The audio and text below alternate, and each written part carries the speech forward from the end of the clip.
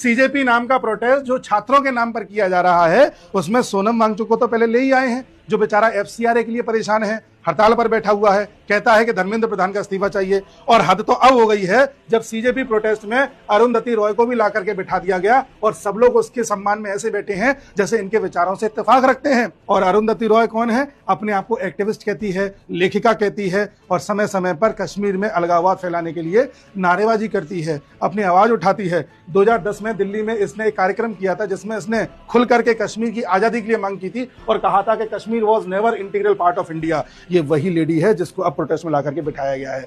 यही अरुंधति रॉय है जिसको तमाम तरह के पुरस्कारों से विदेशियों ने नवाजा है, फिर चाहे बुकर प्राइज हो, चाहे पेन प्रिंटर प्राइज हो, इस तरह के पुरस्कार देकर के किसी इंसान को पहले चमकाया जाता है, फिर उसके जरिए आंदोलन करवाए जाते हैं, किताबें लिखवाई जाती हैं, ब्रेन वॉशिंग करवाई जाती है, जिससे लोगों को सम्माननीय लगे और लोग आसानी से ब्रेन वॉश हो सके।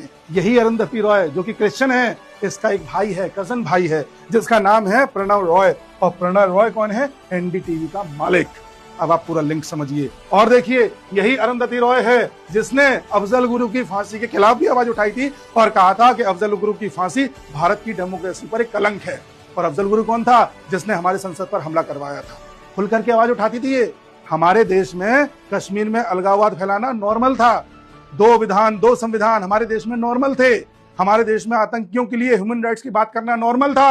आतंकियों के साथ उठना बैठना नॉर्मल था। आपको फोटो दिखाता हूं, ये देखिए, ये अरुंधति रॉय, ये यासीन मलिक, आतंकी है, जेल में बंद है अभी।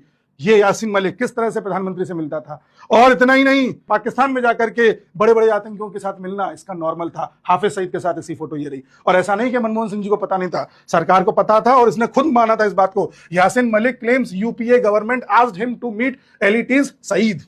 यूपीए गवर्नमेंट को भी पता था, हमारी इंटेलिजेंस को भी पता था, फिर भी आतंकी बड़े आराम से अपने मन की कर रहा था। और अब इसका ये हाल है।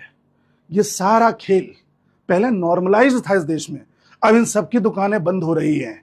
एफसीआरए के माध्यम से हो, अननोन गनमैन की कार्रवाई के द्वारा हो, या कश्मीर में शांति बहाल करने के प्रयास के मामले में हो, एक देश एक संविधान लागू करने के मामले में हो, और अब आने वाले समय में देखना यूसीसी एक बड़ा स्टेप साबित होगा। तो अब आप खुद फैसला लीजिए और बताइए कि ये जो सीजेपी नाम का प्रोटेस्ट है, ये छात्रों के लिए है या इस इकोसिस्टम का एक टूल है।